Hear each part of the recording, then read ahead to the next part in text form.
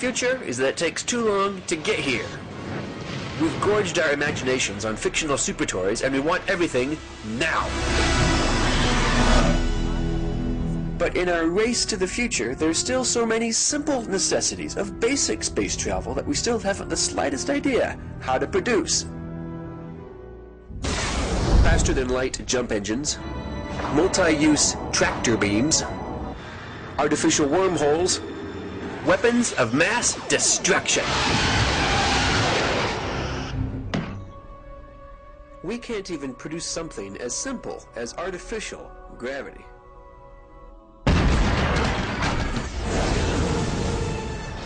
We can only go into space with the physics that we have, not the physics that we want to have. As long as our imagination continues to outpace our invention, there's always going to be that gap between what we can invent versus what we want to invent. Whereas we would just love to have artificial gravity that can get just the push of a button, the actual way it's going to occur with honest physics that we do have is with the simple method of centrifugal force. Centrifugal force is visible every time we see that familiar sight of starships sailing in endless circles around a planet. It is the force of spinning. Anything that spins has this force that pushes it out away from the center. It's governed by velocity.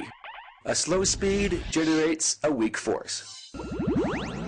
But a fast speed generates a large force, a powerful force, always pressing outward. Now in space, this force that pushes out is very convenient, because there's another very obvious force that's trying to pull you in. Gravity. The idea in harmonized space travel is to balance those two forces, the outward versus the inward. Too much outward and you go flying off into space. Too much inward and you're pulled down and burned up in the atmosphere. But if you balance them, your ship is sailing smoothly through space, a condition which we call orbit. Standard orbit. Aye, sir. Standard orbit. But what about artificial gravity? We've seen so much of that on TV that we just expect it magically to be there. But it will not.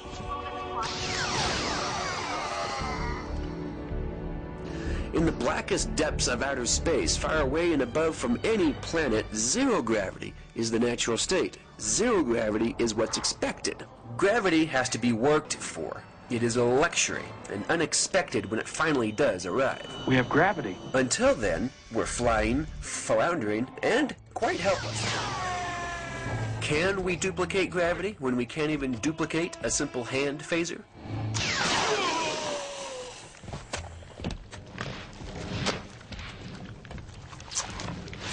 But we're not looking for anything fictitious. All we need is gravitational force. But we already have centrifugal force. And if it can equal gravity, it can also replace it. All we do is turn our expectations inside out. In an orbit, our forces balance on the outside. But space vehicles hold us on the inside. So that's where our phony gravity has to be. All you need is rotation. Notice you have artificial gravity. Our ships have to use rotating sections. 30% hit to rear decks. One more of those, we're going to lose rotation and go Z-gravity. Rotation equals force. Gravitational force. Imagine a rotating spaceship. A ship that is not stacked in layers like a deck of cards, but in concentric circles, with the crew on the inside. Centrifugal force presses towards the outside, which means your crew is symmetrically pressed against the inside of their own ship. And this will work anywhere. Centrifugal force is governed only by the velocity of your spin and the radius of your spaceship. And that radius can be as long or as short as your habitat requires. From small, intimate space vessels to orbital medium-range docking ports to large, gargantuan space stations, this force has no upper limit. Anything we can build, we can give gravity, with an equation no more advanced than high school physics. I suppose you were hoping for something expensive? Well, who's going to invent it? You cannot buy the future. But the fact is, not only is the simple physics that we have right now totally up to elementary matters such as gravity, in key areas it's even going to be totally superior to anything fictitious. Voice print identification.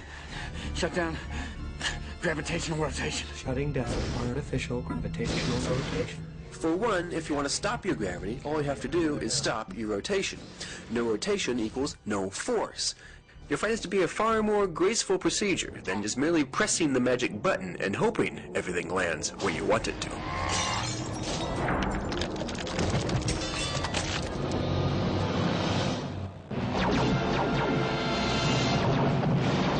And that's the entire problem with artificial gravity. It's inconveniently there whether you need it or not. Launch fighters. In the heat of battle, your own starfighters have to launch against the gravity of their own ship just to get into space. Conversely, rotation is already trying to push you out. Launch. So the better way is just open a door, let go, and let the force throw you right into the pipe.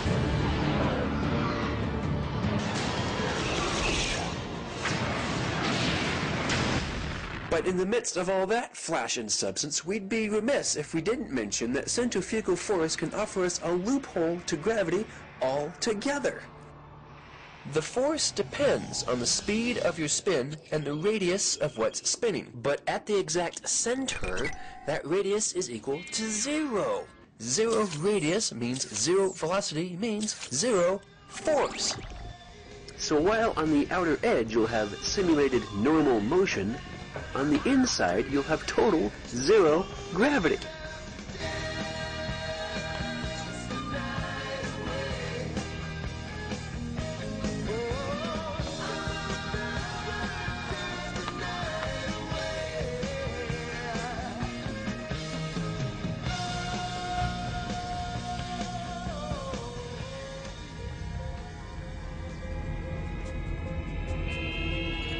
Computer, open shuttle doors.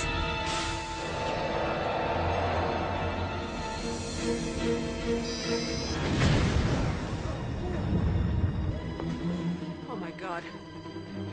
Emergency alert. We've had an explosion in the core shuttle. We need rescue jetpacks and we need them now. What are you trying to do? He's more or less weightless, but the ground is rotating at 60 miles an hour. If we can't catch him, he'll be killed by the impact. You won't have time.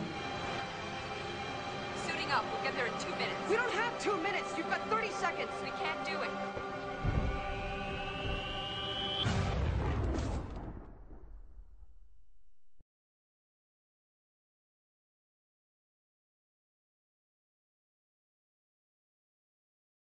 What do you think this is, the Sci-Fi Channel? Heaven forbid you watch TV to learn something.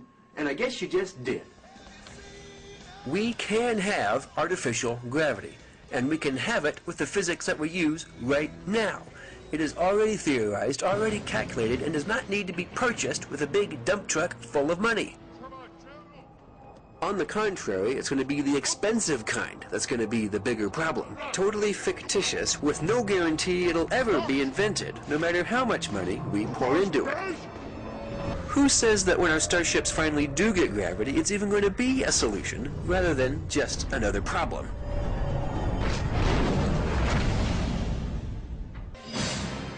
It's always the simple equations that we forget, always the simple equations that we ignore in our impatient infatuation with stuff. And stuff is entirely the wrong priority, as space is going to give you plenty of chances to get hurt with it or without it. And that's the real trick, isn't it? Our greatest achievement in space travel is not going to be the stuff, or the spaceships, or even gravity. It's going to be simple survival, earning the right with what we've learned to live another day. And we can get there with all the physics we know or can know, because we are smart enough to learn it and smart enough to use it, especially the simple stuff. Look how far our simple physics has brought us already. Simple actions, simple reactions, simple ambition. To see how far our ambition can take us now, just sit back, hold on, and watch.